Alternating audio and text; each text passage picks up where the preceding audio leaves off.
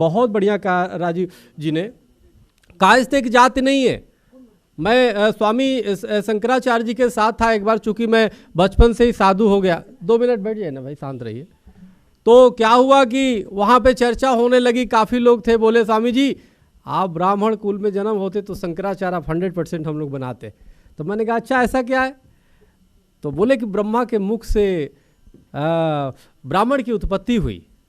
तो मैंने कहा अच्छा महाराज, और छत्री की? तो अब जैसे सब लोग जानते हैं पौराणिक बातें हैं, बाजू से भुजाओं से छत्री की उत्पत्ति हुई, उदर से वैश्य की हुई, और चरण से जो है दलित की हुई, जैसे जो कहा जाता है शूद्र कहा जाता है।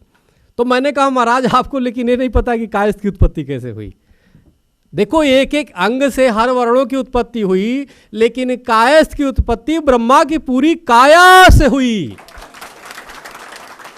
ये बताओ कोई किसी को जूठा दे देता है, मैंने कहा महाराज जी बताओ मैं जूठा छू करके कुछ दूंगा, आप खा लेंगे? नहीं खाएंगे, अशुद्ध माना जाएगा। और हर एक अंग अपने आप में अलग अलग है, लेकिन कायस्थ जो है और भगवान चित्रगुप्त वो पूर्ण परमात्मा है और पूर्ण ब्रह्मा की काया से उत्पन्न हुए हो, कोई एक अंग नहीं है। जब कोई जातियां जब और कायस्थ की उत्पत्ति क्यों हुई? कायस्थ कभी वाद इसीलिए नहीं करता, उसके डीएनए में वाद नहीं है। आप देखोगे कि दूसरे को सहयोग कर देगा, अपने कोई नहीं करेगा।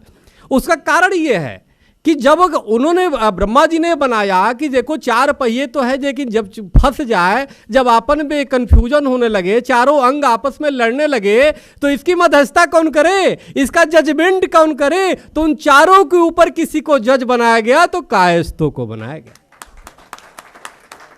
आप देखो चाहे राजनीतिक क्षेत्र में देश को दिशा देने का काम जयप्रकाश नारायण जी ने किया, चाहे देश के प्रथम राष्ट्रपति के रूप में राजेंद्र प्रसाद आए जिन्होंने देश को संविधान देने का काम किया, चाहे सच्चिदानंद सिन्हा ने देश को संविधान देने का काम किया, चाहे आप देखो जब पूरे देश में धर्म की बात रखनी होती थी तो किसने रखा? स्वामी विवेकानंद ने रखा। ये सब कोई वादी नहीं थे, ये तो राष्ट्रवादी थे। हर कायस्थ अपने आप में राष्ट्रवादी होता है, मैं आपको बताना चाहता हूं। और इसीलिए आज आवश्यकता है समय की एकजुट होने की। राष्ट्रवादियों तुम बिखरो मत, इस राष्ट्र को बचाना है तो तुम्हें एक मंच पे आना होगा और एक साथ जुड़ना होगा। आप अगर मजबूत होगे